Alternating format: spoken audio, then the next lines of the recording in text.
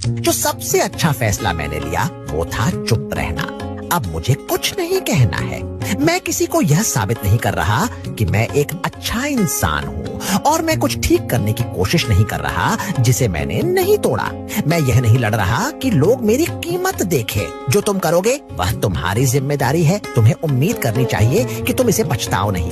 मेरी चुप्पी में मुझे शांति मिली। अब मुझे खुद को साबित करने की जरूरत नहीं है, न ही मुझे वो चीजें सुधारने की जरूरत है जो मेरी नहीं थी। मैंने एक नई ताकत पाई है। यह एक शांत ताकत है।